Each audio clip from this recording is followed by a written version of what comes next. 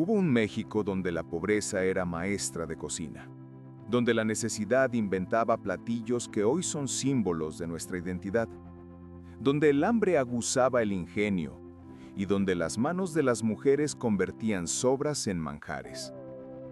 No estamos hablando de recetas sofisticadas creadas en cocinas de hacienda, ni de platillos diseñados para impresionar. Estamos hablando de comida de supervivencia. De esos platillos que nacieron porque no había más, porque había que comer y solo había esto. Porque el dinero no alcanzaba para carne, entonces se usaba lo que fuera. Y esas recetas, nacidas en la escasez, en la desesperación, en la creatividad forzada por el hambre, se convirtieron en lo que hoy presumimos como alta cocina mexicana, en lo que turistas de todo el mundo vienen a probar, en orgullo nacional. Y es irónico, porque lo que comenzó como comida de pobres terminó siendo comida de identidad. Lo que se hacía porque no había otra opción, se convirtió en elección de celebración. Si alguna vez extrañaste las calles tranquilas, las risas en la banqueta y el olor a pan por las tardes, suscríbete, porque este canal es un viaje de regreso a ese México. Aquí en México al Día, recordamos no solo lo que comíamos, sino por qué lo comíamos. Porque cada platillo cuenta una historia, y las historias más poderosas son las que nacen de la necesidad. Las que nos recuerdan que la grandeza no viene del privilegio, sino de la capacidad de crear algo hermoso con nada. Y eso es exactamente lo que hicieron nuestros ancestros con estas recetas. Los tacos de canasta nacieron como solución al hambre de los trabajadores pobres del centro de México. Imagina esto. Eres obrero. Sales de tu casa a las 5 de la mañana. No tienes dinero para desayunar en fonda. Apenas tienes para el camión. Y trabajas hasta la tarde sin comer. Entonces alguna mujer ingeniosa pensó una solución. Hacer tacos que se pudieran llevar, que aguantaran horas sin refrigeración, que costaran casi nada. Y así nacieron. Tortillas rellenas con lo más barato que existía. Papa con chorizo, frijoles refritos, chicharrón prensado. Todos rellenos que rendían, que llenaban, que no necesitaban carne cara. Esos tacos se ponían en una canasta forrada con plástico y trapos. Se bañaban en aceite caliente para que se conservaran, y la canasta se cerraba, se envolvía en cobijas y salía a vender por las calles, por las obras, por las fábricas. Los trabajadores compraban 3, 4 tacos por unas monedas, y eso era su comida del día. Los tacos se volvían suavecitos con el vapor de la canasta, se impregnaban del sabor del aceite y sabían a supervivencia, a ingenio, a comida que te permitía seguir trabajando. Hoy los tacos de canasta son símbolo de la comida callejera mexicana. Hay negocios exitosos, hay cadenas, hay hasta versiones gourmet. Y todos olvidan que nacieron de la pobreza extrema, de la necesidad de alimentar trabajadores que no tenían ni para comprar comida caliente. Los chilaquiles son quizá un ejemplo más claro de comida de sobras convertida en plato nacional. ¿Qué haces cuando tienes tortillas viejas que ya están duras, cuando tienes salsa que sobró de ayer, cuando no hay dinero para hacer comida nueva? Haces chilaquiles.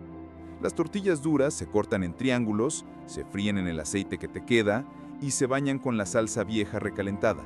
Se cuecen juntas hasta que las tortillas se ablanden. Y si tienes suerte, si hay un huevo, se lo pones encima. Si sobró un poco de queso, también. Si no hay nada más, pues solo tortillas con salsa. Y con eso desayunas. Eso era comida de pobres, comida de aprovechar todo, de no tirar nada, porque cuando no tienes, no puedes darte el lujo de desperdiciar. Y los chilaquiles eran la forma de convertir desperdicios en desayuno. Hoy los ves en restaurantes caros, con pollo desmenuzado, con crema importada, con aguacate fresco. Los sirven en platos bonitos con guarniciones elaboradas. Y cobran 200 pesos por tortillas viejas con salsa. Pero así funciona. Lo que antes era vergüenza, ahora es orgullo. Lo que antes era necesidad, ahora es elección. Los tacos dorados o flautas también nacieron de aprovechar sobras. Tenías carne que sobró de ayer, muy poca, no suficiente para hacer un guiso. Entonces la deshebrabas, la revolvías con papa para que rindiera más, la envolvías en tortillas y las freías. Las freías porque el aceite abundaba más que el relleno, porque freír hace que poco parezca mucho, y porque las tortillas fritas se inflan, se ven más grandes, engañan al hambre. Los tacos dorados se servían con lechuga picada, salsa, crema si había, y eran comida de fin de semana, cuando tenías que usar todo lo que había sobrado durante la semana antes de que se echara a perder.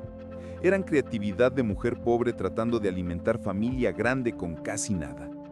Hoy los tacos dorados son antojito popular, los sirven en fondas, en puestos callejeros, en restaurantes, y nadie piensa que son comida de sobras. Pero eso eran, forma ingeniosa de estirar la comida, de hacer que las sobras de 2 días parecieran platillo nuevo. El pozole originalmente era platillo ceremonial prehispánico, pero el pozole que conocemos hoy, el que comemos los jueves y en fiestas, ese nació de pobreza colonial. Cuando los españoles prohibieron el canibalismo ritual, cuando el maíz cacahuacintle se volvió cultivo común de pobres, el pozole se transformó. Se hizo con lo que había. Carne de puerco, la más barata. Huesos con poca carne. Cabeza de puerco que nadie más quería. Y mucho maíz, mucho, porque el maíz llenaba. El maíz era gratis si lo cultivabas. Y una olla enorme de pozole con más maíz que carne alimentaba a toda la familia, a toda la vecindad.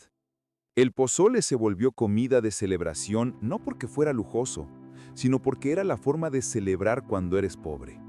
Haces una olla gigante, invitas a todos, y todos comen hasta llenarse. Con tortillas, con tostadas, con lo que sea, pero todos comen. Hoy el pozole es platillo nacional. Se sirve en restaurantes elegantes, se hace con cortes buenos de carne, con caldo elaborado. Pero su origen es comida de pobres, comida de estirar lo poco que tienes para que alcance para muchos. Los nopales en todas sus formas también vienen de pobreza. Los nopales eran comida gratis. Crecían salvajes, no tenías que sembrarlos, solo salir y cortarlos. Y cuando no había dinero para comprar verduras, salías con tu cuchillo y tu canasta, cortabas nopales y con eso hacías de comer. Nopales asados, nopales en salsa verde, nopales con huevo, ensalada de nopales. Y si había frijoles, pues nopales con frijoles. Los nopales eran la verdura de los pobres, la que siempre estaba disponible, la que no costaba. Y por eso era despreciada. Los ricos no comían nopales, era comida de indios, comida de pobres. Hasta que llegó la modernidad y descubrimos que los nopales son superalimento, que tienen fibra, vitaminas, minerales, que ayudan con la diabetes, que son saludables. Y de pronto los nopales se pusieron de moda. Ahora hay jugos verdes con nopal, ensaladas gourmet con nopal, tacos hipster de nopal. Y se venden caros. Lo que antes era comida de pobres que cortabas gratis del monte, ahora te cuesta 30 pesos el kilo en el supermercado. Y viene empacado en plástico. Y la gente lo compra y se siente saludable, sin saber que está comiendo exactamente lo que comían los más pobres porque no tenían otra opción. Los frijoles en todas sus presentaciones son quizá el ejemplo más obvio. Los frijoles eran la proteína de los pobres. Cuando no había dinero para carne, comías frijoles, y comías frijoles, y comías frijoles, todos los días, en todas las comidas. Frijoles de la olla, frijoles refritos, frijoles con epazote, frijoles con chile, frijoles con lo que fuera. Los frijoles eran lo que te mantenía vivo cuando eras pobre. Eran baratos, rendían mucho, llenaban. Una olla de frijoles alimentaba familia grande durante días. Y se podían recalentar, se podían transformar. Los de la olla se volvían refritos, los refritos se volvían en frijoladas. Todo era frijol en diferentes formas. Y eso era dieta de pobreza. Tan común que había dicho, cuando seas rico volverás, y aunque encuentres perico, no dejarás el petate. Significando que, aunque tuvieras dinero, volverías a los frijoles, porque era lo que conocías, lo que te formó. Hoy los frijoles son parte esencial de la cocina mexicana. Son acompañamiento obligado. Están en restaurantes caros, hay recetas sofisticadas de frijoles, frijoles con chorizo gourmet, frijoles con quesos importados, pero el origen es pobreza. Es proteína barata que mantuvo vivas generaciones de mexicanos que no podían pagar carne. ¿Por qué estos platillos que nacieron de pobreza se convirtieron en orgullo nacional? Por varias razones. Primero, porque son buenos. La necesidad obliga a ser creativo, y esa creatividad produjo sabores únicos, combinaciones que no se habrían intentado si hubiera abundancia. Cuando tienes de todo, haces lo obvio. Cuando no tienes nada, experimentas, mezclas, inventas, y a veces sale algo extraordinario. Segundo, porque son auténticos. No son pretenciosos, no están tratando de impresionar. Son honestos, son lo que son. Comida real hecha con lo que había. Y esa honestidad se siente, se saborea. Tercero, porque son parte de nuestra historia. Son testimonio de lo que fuimos, de cómo sobrevivimos, de cómo el pueblo mexicano, aunque pobre, aunque hambriento, encontró forma de comer bien, de crear sabores, de hacer de la necesidad arte culinario. Y cuarto, porque funcionan como identidad. Cuando México buscaba definirse, cuando queríamos mostrarle al mundo quiénes éramos, estos platillos fueron perfectos, porque son únicos. No los hay en ningún otro lado. Son específicamente mexicanos. Y tienen historia, tienen profundidad. No son comida que alguien inventó en restaurante. Son comida que el pueblo creó a través de generaciones, que se refinó en millones de cocinas, que sobrevivió porque era buena. Pero hay una ironía dolorosa. Mientras celebramos estos platillos, mientras los convertimos en símbolos nacionales, la pobreza que los creó sigue existiendo. Hay millones de mexicanos que comen chilaquiles no porque les gusten, sino porque es lo único que pueden hacer con tortillas viejas. Que comen quesadillas sin queso, no por tradición, sino porque no pueden pagar queso. Que comen nopales porque son gratis y crecen cerca de su casa. Que comen frijoles todos los días porque no tienen dinero para otra cosa. Entonces, cuando turistificamos estos platillos, cuando los ponemos en restaurantes caros, cuando los celebramos como patrimonio, estamos ignorando que para muchos siguen siendo comida de pobreza, no elección, no orgullo, necesidad. Y esa contradicción debería hacernos pensar. Debería recordarnos que aunque estos platillos son deliciosos, aunque merecen celebración, nacieron del sufrimiento. Nacieron de gente que no tenía más opciones, que comía esto o no comía. No estamos diciendo que está mal celebrarlos. Está bien. Es bueno que reconozcamos el genio culinario que viene de la necesidad, que honremos a las mujeres que inventaron estas recetas, que compartamos estos sabores con el mundo. Pero sí deberíamos recordar el contexto. Sí deberíamos agradecer que ahora comemos chilaquiles porque queremos, no porque sea lo único que hay. Que podemos elegir, que tenemos opciones, y sí deberíamos trabajar para que eventualmente todos los mexicanos coman estas recetas por elección, no por necesidad, porque esa sería la verdadera victoria. No que estos platillos sean reconocidos internacionalmente, sino que ningún mexicano tenga que comerlos por ser lo único que puede permitirse, que todos podamos elegir, y que cuando elijamos tacos de canasta o pozole o quesadillas sin queso, sea porque nos gusta, porque sabe a historia, porque nos conecta con nuestras raíces, no porque sea todo lo que podemos pagar. Estos platillos llevan en sí mismos la historia de México, la historia de un pueblo que ha sido pobre durante siglos, que ha pasado hambre, que ha tenido que inventar, que ha convertido limitaciones en creatividad, que ha tomado lo poco que tiene y lo ha transformado en algo extraordinario. Esa es la verdadera grandeza de la cocina mexicana.